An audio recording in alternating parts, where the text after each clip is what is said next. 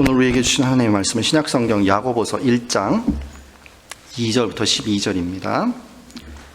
야고보서 1장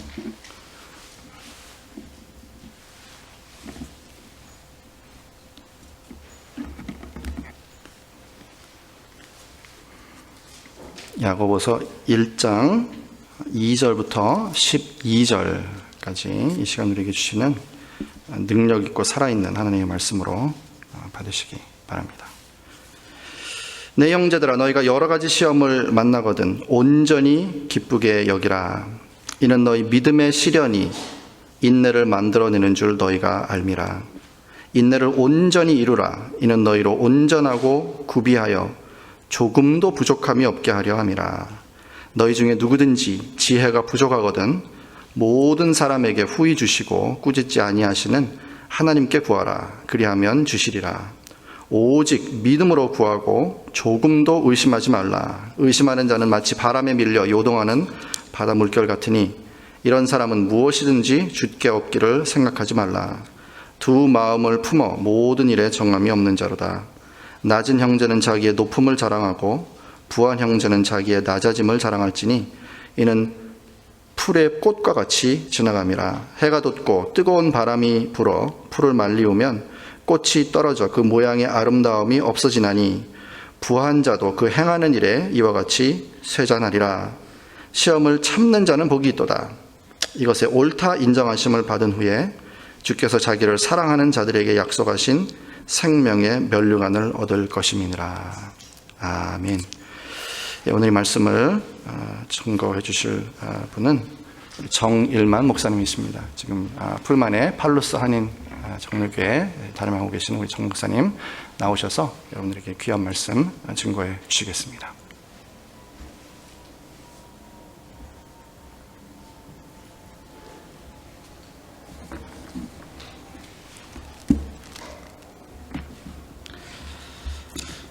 한 번 더 기도하십시다. 같이 기도하시겠습니다. 하나님 우리 감사합니다. 저희들을 사랑하셔서 또 이 자리에 이렇게 모아주시고 하나님의 말씀을 들을 수 있도록 인도해 주시니 감사합니다. 주께서 말씀하시고 저를 통해서 인도하실 때 저희들이 아멘으로 받아서 화답하는 삶을 살 수 있도록 도와주시기를 원하옵고 예수님의 이름으로 기도드리옵나이다. 아멘. 오늘 읽은 본문 말씀 2절에 보니까 형제들아, 너희가 여러 가지 시험을 만나거든 온전히 기쁘게 여기라. 그렇게 말씀했습니다.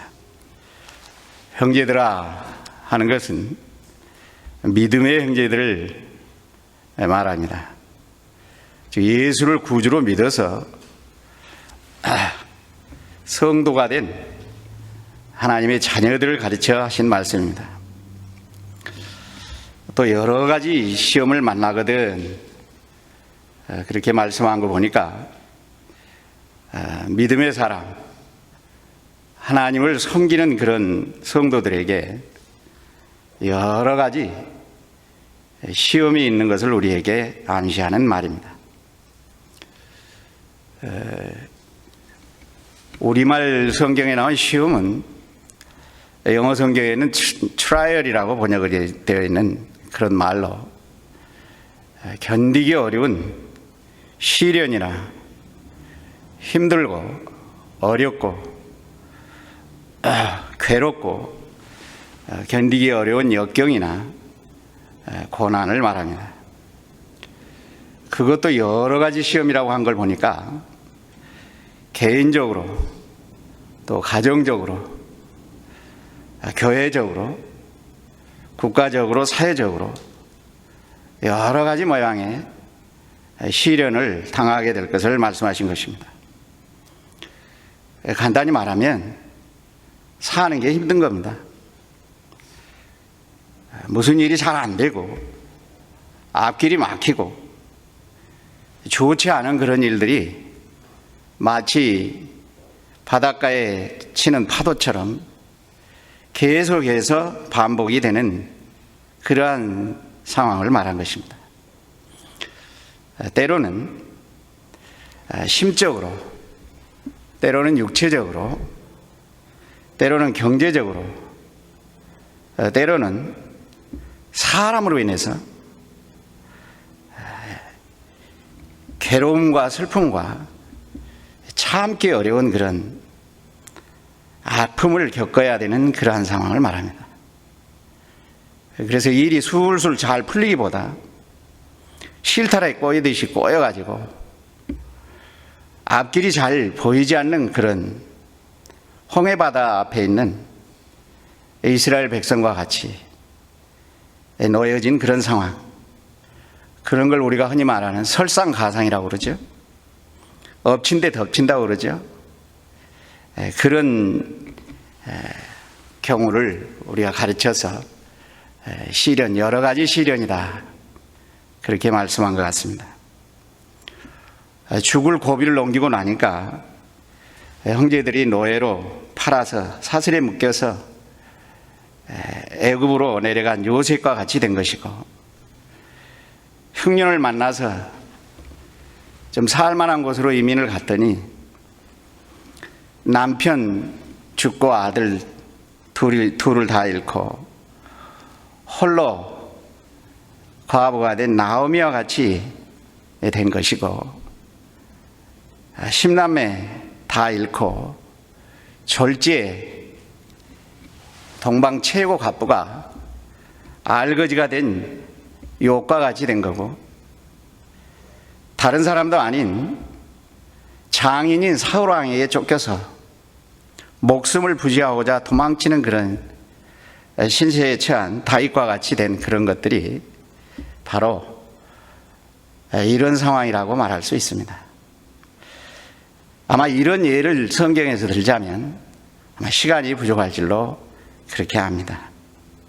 그런데 바로 예수를 믿고 하나님의 자녀가 된 우리에게 전능하신 아버지 하나님께서 있던 어려움도 마땅히 없어지게 하고 모든 일이 만사형통해서 승승장구하게 해주고 평안무사하고 편안하고 좋은 일, 탄탄대로가 앞길에 쭉 펼쳐져야 마땅할 것 같은데, 오히려 이렇게 어려운 시련, 그것도 여러 종류의 시련을 만나게 될 것을 우리에게 말씀해 주신 것입니다.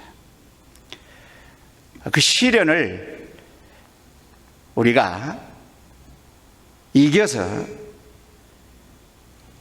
그 시련을 통해서 주시는 하나님의 은혜와 축복을 받게 하시고자 하신 것입니다. 그렇기 때문에 우리가 시련을 만나면 그 시련으로 인해서 우리가 죽음에 처하게 할 것을 믿지 말고 그 시련을 통해서 하나님께서 주시는 은혜와 축복을 바라볼 수 있는 그 믿음을 가져야 되는 것을 우리가 깨달아야 됩니다. 다시 말하면 한마디로 시련을 이길 수 있는 그러한 것은 믿음입니다. 그러나 오늘 본문에는 세 가지 면으로 우리에게 말씀해 주셨습니다. 첫째는 온전히 기쁘게 여기라는 겁니다.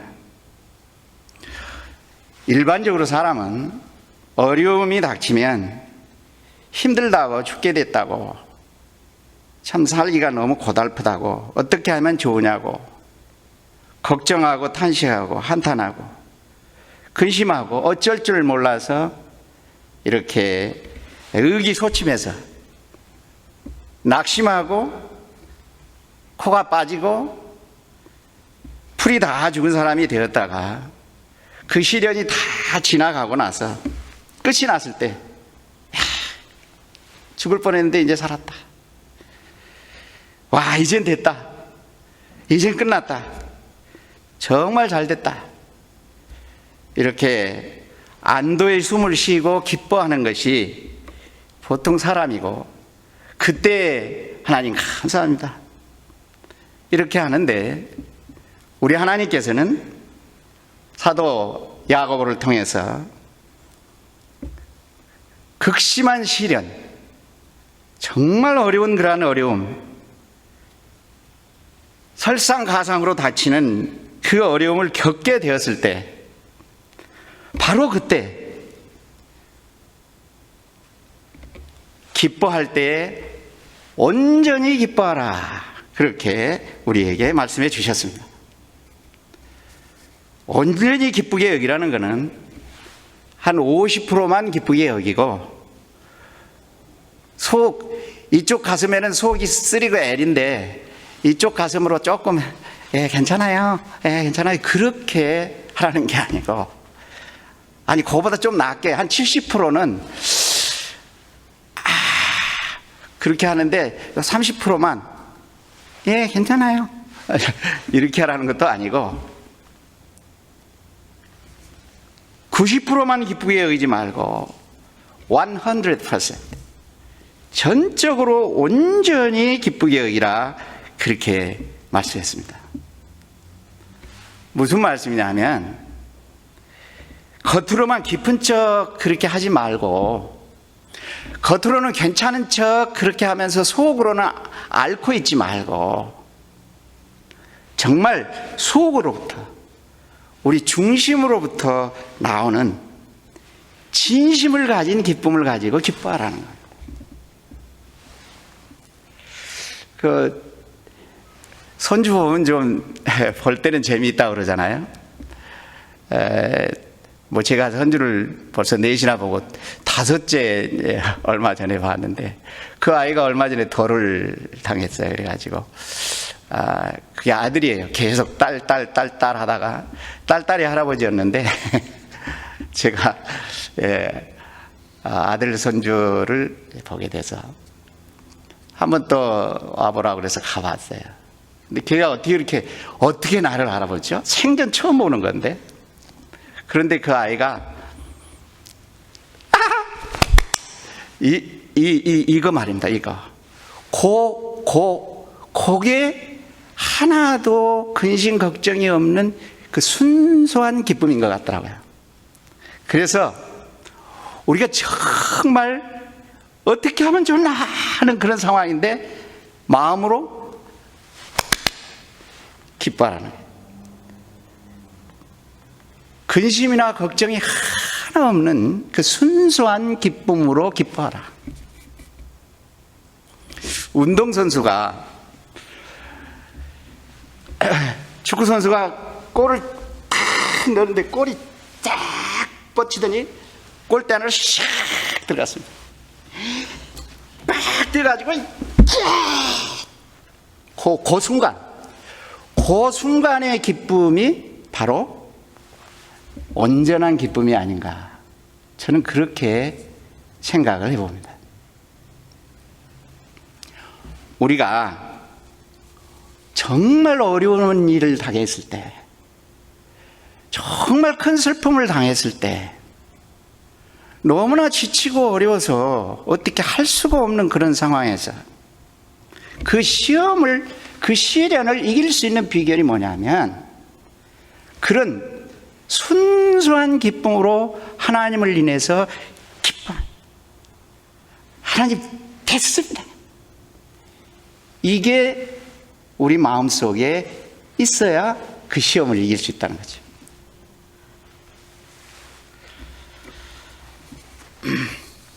이것이 시험을 이기는 그런 비결이라고 그렇게 말씀해 주셨습니다.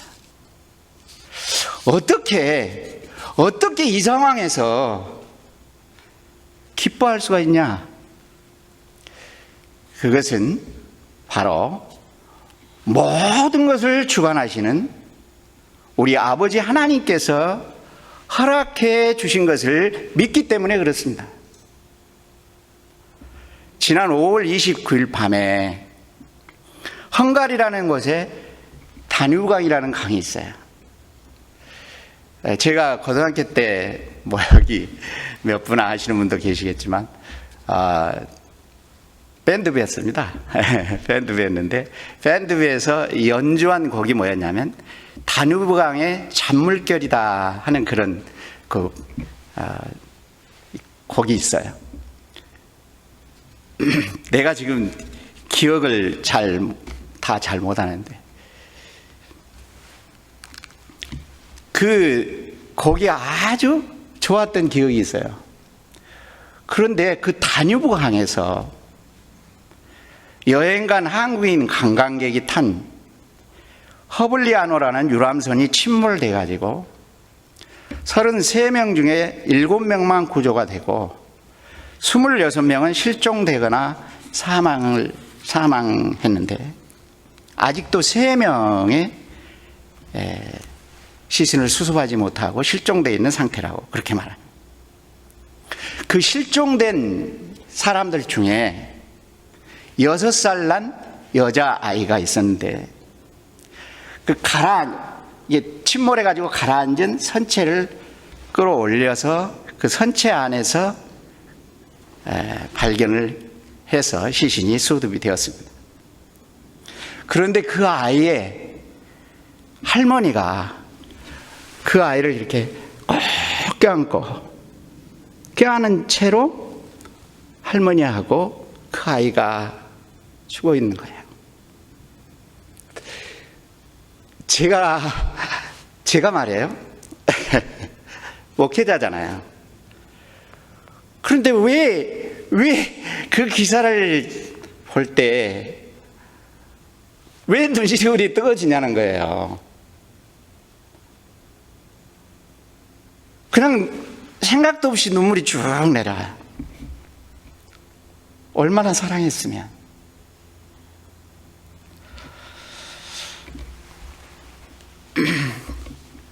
사람은 다 약하죠. 또 악하죠. 그런데 이렇게 뭐 선주를 살려낸 것도 아니죠. 같이 죽여가면서도 꼭 껴안고 죽음을 맞이한 그런 사랑이 있고 그 사랑이 우리에게 진한 감동을 주는데 하물며 우리 모든 사람을 품에 안아서 영원한 생명을 그 아들을 아끼지 아니하고 내어주시고 우리를 건져내신 그 하나님께서 아들과 함께 모든 것을 은혜와 축복으로 주시는 그 하나님의 사랑을 우리가 믿는다고 하면은 그 사랑의 하나님께서 우리를 가서 죽으라고 아예 망하라고 어려운 시련을 허락하셨겠느냐 하는 것입니다. 우리가 죄인이라도 그 사랑하는 자를 도저히 놓을 수가 없어서 이렇게 붙들고 죽음까지 이르는 그러한 것이 우리 사람인데 그 사랑인데 독생자 예수 그리스도를 아끼지 아니하고 우리에게 내어주신 우리 주님께서 독생자 예수 그리스도 안에는 우주 만물의 모든 것이 다 들어있습니다. 그분으로 말미암아서 모든 것이 눈에 보이는 거나 보이지 않는 것이 다 존재하지 않습니까? 그걸 다 내어주신 그 하나님께서 그 사랑의 주님께서 이 시련을 허락하셨다고 하면은 틀림없이 우리에게 좋은 것이기 때문에 좋지 않겠냐 그 말입니다. 우리를 그냥 확 짓밟으려고 하나님이 그렇게 하신 거 아니지 않냐 그 말이에요. 그렇기 때문에 우리가 어려운 일을 만날 때는 그 주님의 사랑의 잔인 것을 우리가 믿고 감사하면서 기뻐해야 된다는 것입니다. 그래서 여러 가지 시험이 왔을 때 그 어렵고 힘든 시련을 우리 아버지 하나님께서 내게 가장 좋은 은혜와 축복으로 허락해 주심을 우리가 믿고 잘됐다.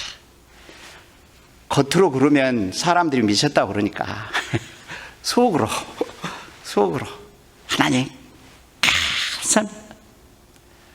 하나님 정말 잘됐습니다. 속으로 그래야 된다는 거예요.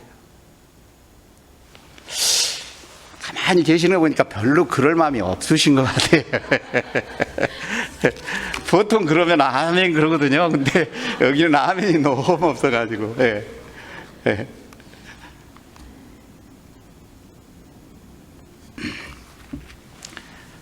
그렇게 믿고 또 우리가 그렇게 여기는 것이 바로 시험을 이기는 비결이라는 것입니다. 시험을 이긴다는 것은 단지 그 시험이 지나가고 끝나기까지 겪어댄다는 그런 뜻이 아니라 욥과 같이 시련과 역경과 고난을 도리어 하나님의 축복으로 바꾸어 갖는다는 그런 말입니다. 그것이 시련을 이기는 거예요. 그냥 겨우 그냥 통과해서 한 60%나 70% 합격 점수를 맞는다는 말이 아니고 그 어려움을 아예 뒤바뀌어 가지고 하나님의 은혜와 축복으로 우리에게 주시는 그거를 우리가 받는다. 그 말이다 그 말입니다. 그러려면 시험을 이겨야 돼요. 이겨야 된다고. 아니 거기에 져가지고 어떻게 그 축복을 받겠냐 그 말입니다.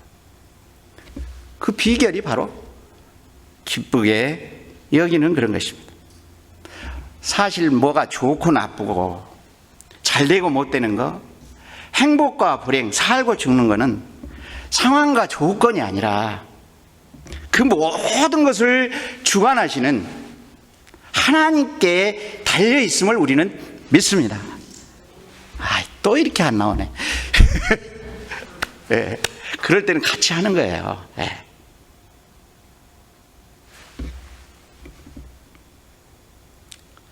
그래서 주께서도 십자가에 못 박히실 때 유대인들의 시기, 제자들의 배신, 빌라도의 그릇된 재판, 대세에 밀려다니는 나약한 군중들에 의해서 십자가에 못 박히시지만 우리 주님께서 이것은 아버지께서 내게 주신 잔이라고 말씀하신 것도 그 모든 일에 되어지는 것이 사람에 의해서가 아니라 우리 하나님께서 허락하신 것으로 믿고 그 하나님께서 모든 것을 이루어 나가시는 것을 믿기 때문에 그렇게 말씀하신 것입니다.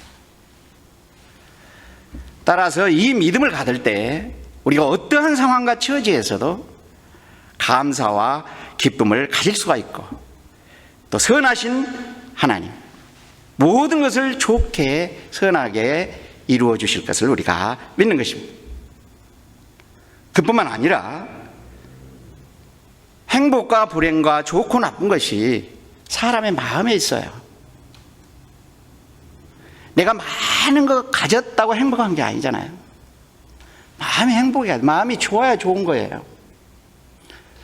마음에 싫으면 평양감사도 싫대잖아요. 마음이 좋지 않으면 아무리 좋은 상황이라도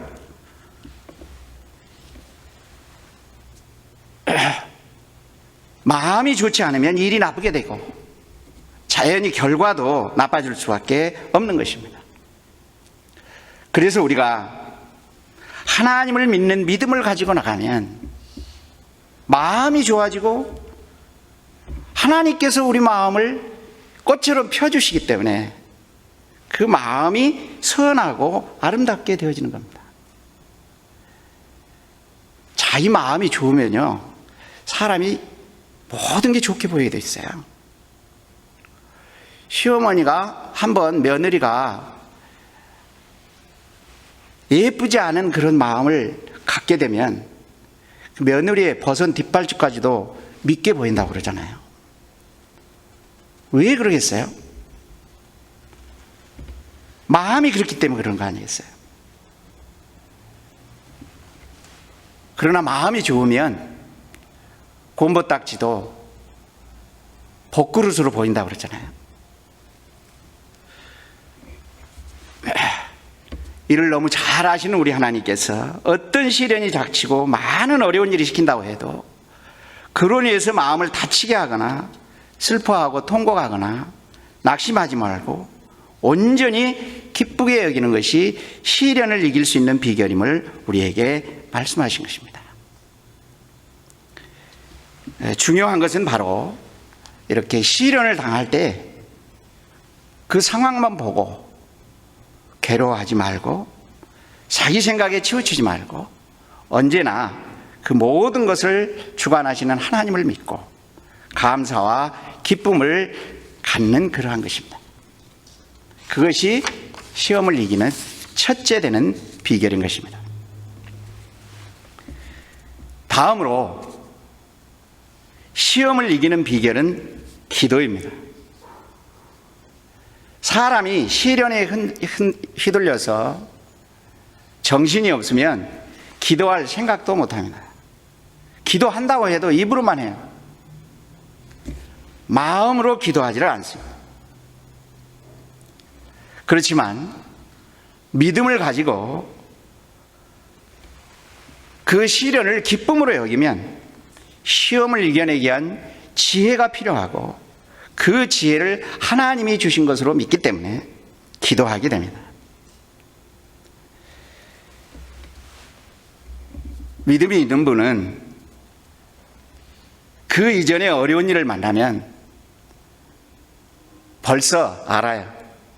아, 하나님이 나에게 기도하라고 주셨구나.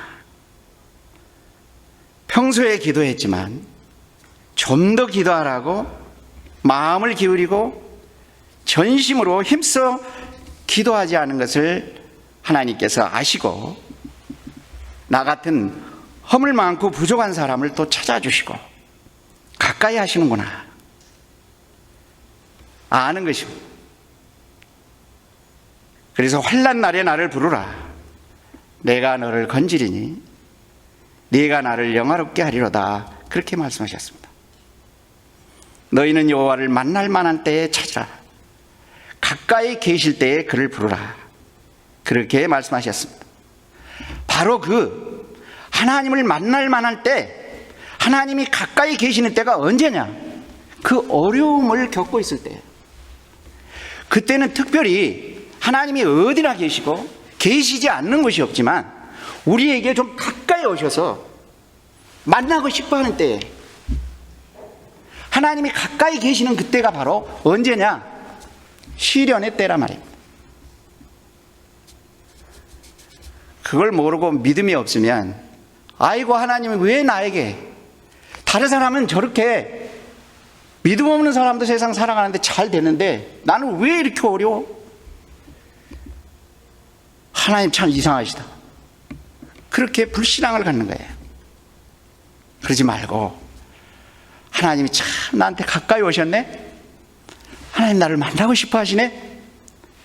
하나님께 나가라. 어려울 때 사람 찾지 말고, 어려울 때 다른 것 찾지 말고 하나님 앞에 나가라는 하나님의 암시를 아시라 말이에요.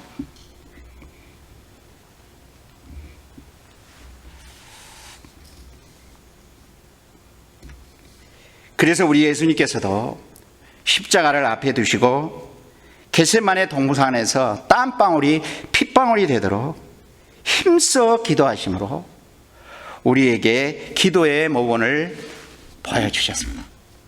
또 이것이 시련을 이기는 비결인 것입니다.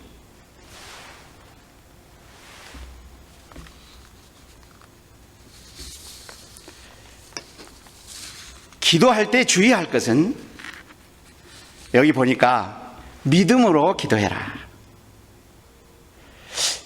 내가 기도한다고 이게 달라질까?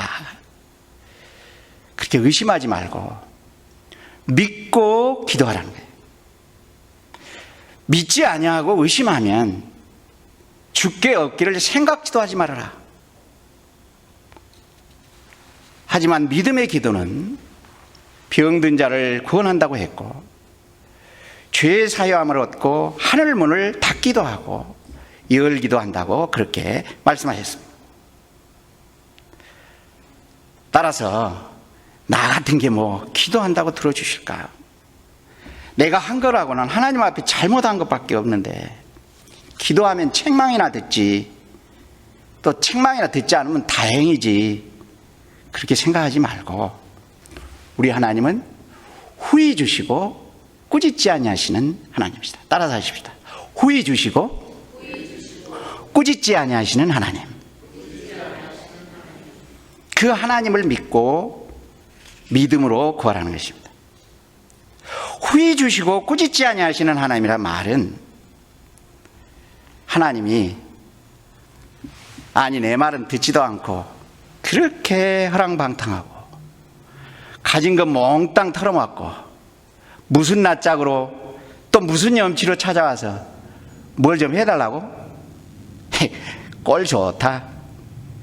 그렇게 꾸짖고 야단치고 비난하시지 아니하시고 아직 상거가 먼데도 측은히 여기고 달려와서 냄새나는 몸뚱아리 거기에다가 그 입에다가 입을 맞추고 주홍들에게 명해서 제일 좋은 옷을 내라. 그 옷을 입히고 손에 가락지를 끼우고 신을 신기고 살찐 송아지를 잡아서 잔치를 벌인 탕자와의 아버지와 같이 우리를 환대해 주시고 우리의 기도를 들어주시는 후히 주시는 하나님이시라는 말입니다. 우리 하나님이 인색하고 깍쟁이고 째째한 분이 아니에요. 사람하고 달라요. 아무리 잘못했어도 하나님께 돌아와서 하나님께 구하면 용서해 주시고 구하면 들어주시는 참 좋으신 하나님이시고 풍성하고 후하신 하나님이십니다. 좋으신 하나님, 좋으신 하나님, 참 좋으신 나의 하나님. 그런 노래 있어요? 내가 어디서 들은 것 같긴 해요. 정말 좋으신 하나님이에요. 이 하나님께서 우리의 기도를 들으시고 반드시 이루어 주십니다. 때로는요, 우리가 하나님 앞에 기도하지 않고 마음으로 생각만 해도 이루어 주시기도 해요. 다니엘은 기도하기로 아직 기도 시작도 안 하고 작정만 했는데도 벌써 들으신 바가 되었다고 성경에 증거하고 있습니다. 제가 그러니까요, 태어난 고향이 대한민국 전라남도 강진군 작천면 현살리 주견풀학이에요. 너무 빨리 해서 어디가 어딘지 잘 모르겠죠. 압니다. 알아요. 제가 거기서 태어나서 거기서 자랐어요. 그런데 제가 한 9살인가 10살쯤 됐을 때 저희 동네 뒤에는 수안산이라고 하는 우람천 이런 산이 딱 뒤로 있고 앞에는 그냥 쫙 펼쳐진 평야가 있어요. 그리고 저기 해 뜨는 쪽에는 병영이라고 하는 그런 마을이 있습니다. 그런데 아침에 한 10시인가 그렇게 되면은 비행기가 병영 쪽에서요 이렇게 쭉 떠서 저희 뒷산으로 이렇게 뒤에 그 수암산을 뒤로 이렇게 넘어가요. 근데 그때 비행기가 어떤 비행기냐면 이렇게 쌍발로 나가는 비행기 있잖아요. 그걸 바라보면서 제가 저런 사람들은 어떻게 저 비행기를 타고 저렇게 갈 수 있을까? 나도 한번 타봤으면 좋겠다. 그리고서 잊어버리고 지나갔어요. 한 번도 비행기 못 타봤어요. 그런데 제가 군대를 조금 늦게 갔는데 22살인가 23살 됐을 때 군대를 가게 됐어요. 군대를 가서 군대에서 11사단은 상륙사단이라는 사단이에요. 그래가지고 훈련을 받는데 저희 부대가 비행기를 타고 침투하는 그런 훈련을 하는 거예요. 그래서 저희 부대만 특별히 대대 훈련을 하는데 대대 600명이 넘는 그런 인원이 훈련을 받는데 저희 부대만 비행기를 탈 수 있는 특권을 얻고 침투 훈련을 하게 됐어요. 그런데 그때 탄 비행기가 어떤 비행기냐? 이렇게 돌아가는 거예요. 이렇게. 이 비행기 알죠? 이거 뭐죠? 이렇게 돌아가는 거. 헬리콥터를 타고 우리 분대가 적진을 침투하는 거예요. 처음으로 태어나서 제가 처음으로 비행기 타본 거예요. 그런데 어렸을 때 내가 이렇게 앞에서 이렇게 돌아가는 그 비행기를 타고 싶었는데 이렇게 돌아가는 비행기를 타게 된 거예요. 그리고 또 잊어버렸어요. 잊어버리고 제가 1986년도 1월 달에 미국으로 오게 됐어요. 미국으로 오게 되면 미국 오려면 뭐 타야 돼요? 비행기 타야 돼요. 비행기 보잉 747 전보 제트기를 타고 왔어요. 이 비행기는 엄청 커요. 400명이 넘게 타요. 그런데 이 비행기는 이렇게 돌아가거나 이렇게 돌아가지 않아요. 그냥 가는 거예요. 그냥 제트기니까. 그런데 1월 달에 왔으니까 한국에서는 얼마나 추워요. 그래가지고 막 두꺼운 옷을 입고 LA 공항에 딱 내리니까 땀이 막 비 오듯 내리는데 이미 가방이 10개도 넘어요. 아니 몇 개인가 그때? 하여튼 10개도 넘었던 것 같아요. 그거 날르느라고 땀 빼던 그런 생각이 나요. 그래서 비행기를 또 타게 됐어요. 그런데 그 엄청난 비행기, 시속 500마일로 달리는 그 비행기를 타고 왔는데 그 비행기도 요 비행기도 아니고 요 비행기도 아니고 프로펠러가 없는 씩 하는 비행기. 그리고 나서 또 잊어버렸어요.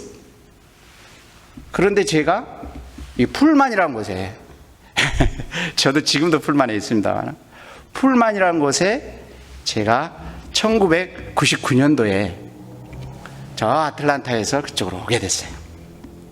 그래가지고 1년인가 지나서 시애틀을 나오려고 그러니까 호라이즌이라는 그 회사에서 내는 비행기가 요 비행기예요. 이렇게.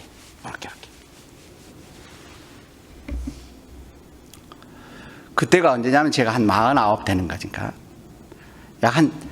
거의 한 40년 만에 마음으로 요거 한번 타봤으면 좋겠다 했는데 진짜 탔어요. 진짜 탔다고.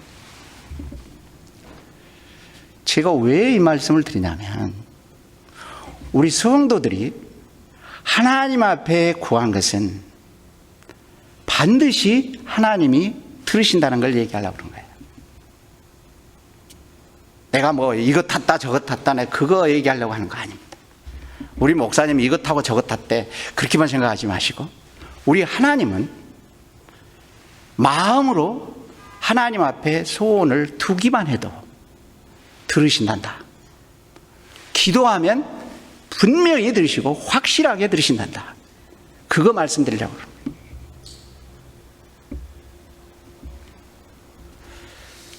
이렇게 기도는 반드시 하나님이 들으시고 이루어 주시는 것입니다.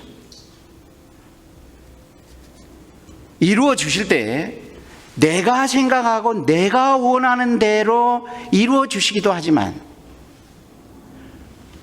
전혀 내 생각과는 다르게 이루어 주실 수도 있어요. 그러나 확실히 우리가 알아야 될 것은 하나님께서 내가 생각하는 것보다 더 좋게 그 기도를 들으셔서 반드시 이루어 주신다는 거예요.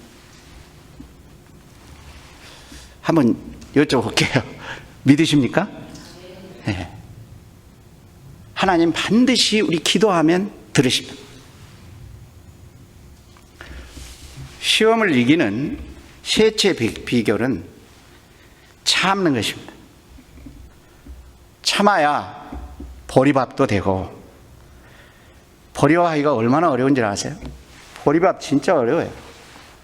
보리밥 웬만하면 이게 물르지가 않습니다. 다 아시죠? 시골에서 보리밥 해보시면. 제 나이 들은 정도 돼봐야 아실 것 같아요. 요즘에는 보리쌀도 좀 틀리니까. 옛날에 보리쌀 그거 익혀서 보리밥 하는 게 쉬운 게 아니에요. 뜨뜻해야 돼요. 그냥 쇠솥에다가 그냥 불 그냥 계속 떼야 돼요.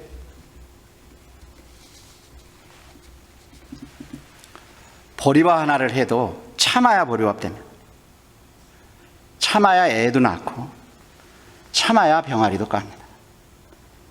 닭이 조금 앉았다 무슨 배고프다고 홀딱 나오고 화장실 가고 싶다고 홀딱 나오고 그러면 결안 식어서 병아리 못 가요. 쭉 참는 거예요. 꾹꾹 참아야 돼요. 그렇게 20하루를 참아야 병아리도 나오는 것입니다. 참아야 살림도 하고 참아야 공부도 하고 참아야 학위도 따고 참아야 일이 좋게 됩니다.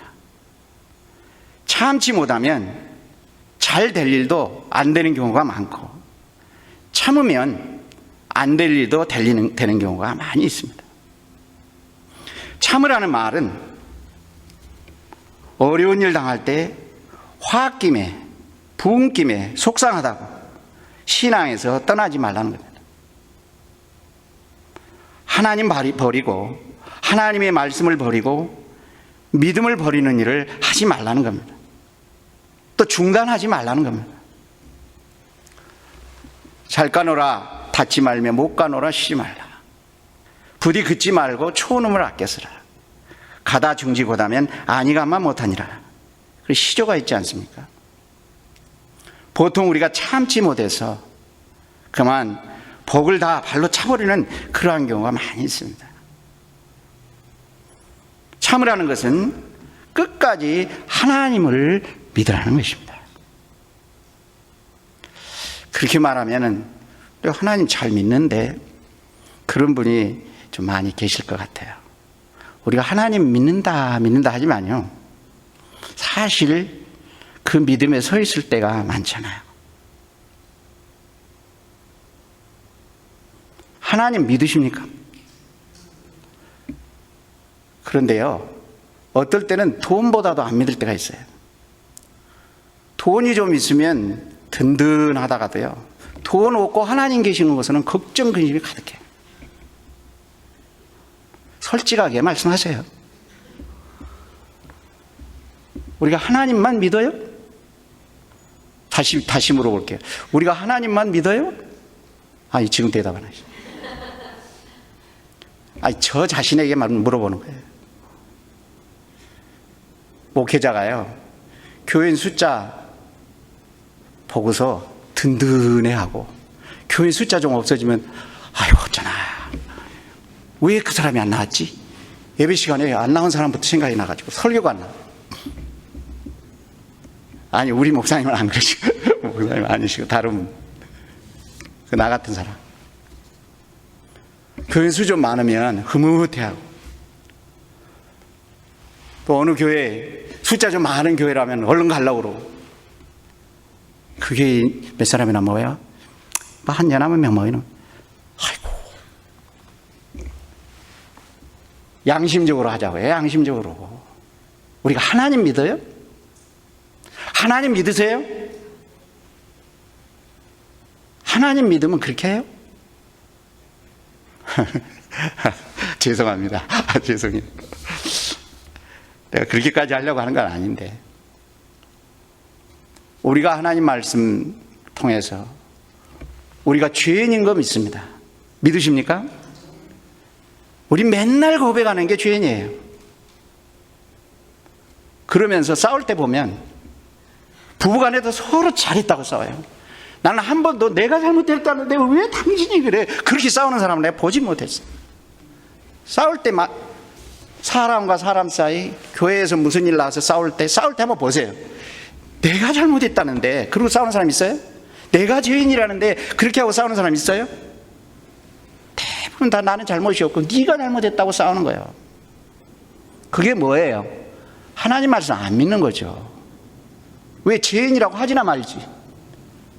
죄인이라고 맨날 고백하면서 맨날 기도할 때마다 죄인이라고 말하면서 실제로는 의인 노릇 하려고 하는 거예요. 죄인이라면 싫은 거예요. 내가 잘못했다고 그러면 그냥 속상하는 거예요. 화가 나는 거예요. 유대인들이 왜 망한지 아세요? 자기 의의를 세우려고 하다. 나의 의는 이것뿐 예수의 피밖에 없네. 찬송 맨날 부르면서 예수의 피밖에 없다고 맨날 그러면서 자기의 의를 세우려고 그래요. 나의 의가 어디 있어요? 그러면 죄인이 아니게요? 어떤 분이 그런 말씀 하시더라고요. 행함이 없는 믿음은 죽은 거다. 행한 게 있어야 된다. 그 행함이라는 말을 우리가 잘 이해를 해야 돼요. 내가 행한 의냐? 그게 아니에요. 그래서 자기가 행한 의가 좀 있으면 자기는 믿음이 있다고 스스로 생각하는 거예요. 자기가 행하는 게 없으면 자기는 믿음이 없다고 생각하는 거예요. 그건 아니에요. 믿음으로 말미암아서 나타난 의, 다시 말하면 그 행위라고 하는 것은 어떤 거냐면 오른손이 하는 것을 왼손이 모르는 그것이 하나님의 의고 그것이 믿음에서 나온 의예요. 그것이 믿음에서 나온 행위예요. 내가 행한 것은 바로 그것 자체가 죄예요. 오른손이 하는 걸 왼손이 모르는 게 어떤 거죠? 누가 구제를 해요. 구제를 하는데 오른손이 한 걸 왼손이 모르게 할 수 있어요? 할 수 있어요? 없어요. 왜? 머리가 하나인데 어떻게 오른손이 하는 걸 왼손이 몰라요? 그 말 무슨 말이에요? 내가 행한 게 아니라는 거예요. 오른손이 한 것을 왼손이 모른다는 것은 내가 행한 게 아니에요. 나가 한 게 아니에요. 그렇기 때문에 왼손이 모르는 거예요. 오른손도 내가 한 게 아니기 때문에 내가 한 게 아닌 게 되고 이것도 모르는 거죠. 그 의가 믿음으로 행한 의예요. 다시 말하면 하나님이 해준 거다 그 말이에요. 그걸 은혜라고 그러고 그걸 하나님의 의라고 그렇게 말하는 겁니다. 사람들이 그걸 모르기 때문에 어떤 역효과를 나타내냐면 우리 속에 죄악밖에 없는데 내가 믿음 있는 의로운 사람인 것으로 나타내야 되니까 사람한테 자기가 행한 것을 드러내려고 하게 돼 있잖아요. 그게 바로 가장 보수적으로 신앙생활을 했던 그 당시에 바리새인들이었어요. 잘하고 망한 사람이 누구였느냐? 바로 바리새인들이었어요. 왜 그래요? 외식. 또 자기가 그 잘한 것 때문에 다른 그렇게 하지 못하는 사람을 정죄해. 그래서 상종도 안 해요. 죄인이니까. 그렇게 해서 다른 사람을 정죄하고 외식하다가 7가지 화를 우리 주님께서 말씀하시는 결과를 얻게 된 겁니다. 그게 잘못 신앙생활을 하려고 하는 사람들이 나온 상태가 아닙니다. 가장 바로 믿고 바로 신앙생활을 하려고 하는 그러한 바리새인들이 얻은 결과였습니다. 그것이 뭐냐면 자기 의를 세우려고 하기 때문에 그래요. 우리는 나행한 것들이 있다고 할지라도 하나님이 주신 것뿐이에요. 그 마음을 주셨고 그 능력을 주셨고 그걸 할 수 있도록 모든 것을 하나님께서 허락해 주셨기 때문에 하나님이 하신 거예요. 내가 했지만 내가 한 게 아니에요. 그것이 오른손이 한 걸 왼손이 모르게 한 겁니다. 그것이 우리가 말하는 믿음으로 행하는 의예요. 그걸 잘 모르니까 자기가 조금 몇 가지 잘한 것 가지고 다른 사람을 우습게 생각한다. 그래가지고 뭔 예수 믿는다고 그러는. 자기가 가장 잘한다고 그렇게 생각한다. 그것이 바로 잘하고, 정말 잘하고 하나님 앞에 책망받고 그 다음에 화를 당하게 된 바리새인들과 서기관들의 결과입니다. 우리가 신앙으로 조금 혹시 나은 것이 있다고 해도 그것은 전혀 내 것이 아닌 줄 알아야 합니다. 조금 제가 다른 것으로 흘러갔습니다만은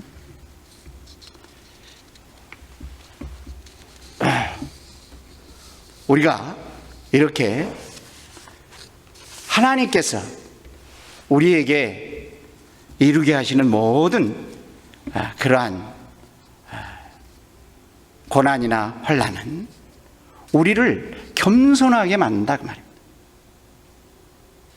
내가 아무것도 아닌 것을 우리에게 깨닫게 하시고 그 고난을 통해서 우리로 하여금 겸손하게 만드시려고 하나님께서는 우리에게 여러 가지 시련을 허락해 주시는 것입니다. 그렇기 때문에 사람을 만드는 것이 바로 고난이라고 하고는 시련이라고 하는 그러한 시험인 것입니다.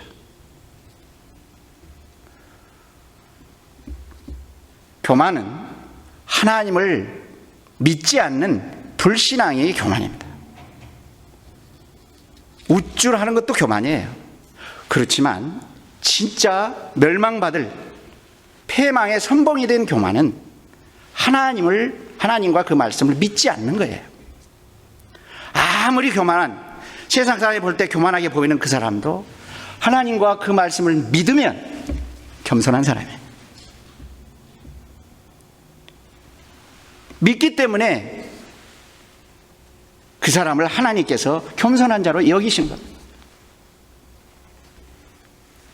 우리의 생각과 판단으로 교만하다 그렇게 생각할 수가 없어요.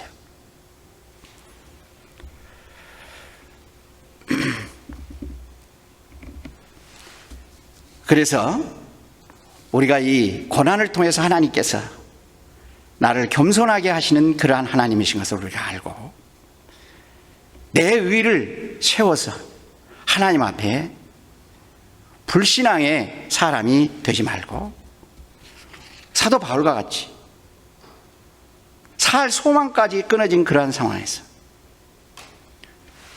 그가 깨달은 게 내가 하나님만 의뢰하게 하신 것을 우리가 깨닫고 우리 하나님께서 겸손을 우리에게 이루어서 우리로 하여금 영원한 하나님의 은혜를 받게 하시는 보약으로 이 고난을 우리에게 허락하신 것으로 우리가 믿고 항상 우리 하나님 앞에서 겸손한 그러한 자가 되고 그 은혜를 우리가 받기 위해서 참고 견디는 그러한 우리들이 되어야 될 것입니다. 우리 성도에게 좋은 일만 계속되는 게 아니고 여러 가지 시험이 있다고 했습니다. 그 시련은 우리를 망하게 하고 실패하게 하고 손해 주기 위해서 주어지는 것이 아니고 반드시 하나님께서 우리에게 유익이 되게 하고 축복이 되게 하고 온전하고 구비해서 조금 더 부족함이 없게 하시려고 주시는 하나님의 은혜와 축복인 것을 우리가 믿고 기뻐하고 주님이 주신 지혜를 위해서 우리가 기도하고 잘 참으면서 인내하면 시련과 그 어려움은 우리에게 주신 또 다른 하나님의 축복이 되게 할 것을 우리가 믿습니다. 기도하시겠습니다.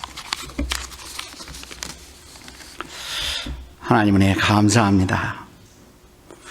우리로 하여금 우리 하나님을 믿는 믿음이 너무나 연약해서 아직도 딴 것을 믿고 아직도 딴 것을 더 사랑하고 나가는 그러한 여린 저희들의 연약함을 아시고 저에게 참된 축복을 허락하시려고 저에게 허락하신 불같은 여러 가지 시험들을 저희들이 잘 참고 견디고 기뻐하고 하나님 앞에 기도함으로 여러 가지 어려운 시련들을 잘 이기고 승리해서 하나님이 주시는 은혜와 축복을 저희들이 다 받아 누릴 수 있도록 은혜를 베풀어 주시옵소서. 예수님의 이름으로 기도드리옵나이다. 아멘.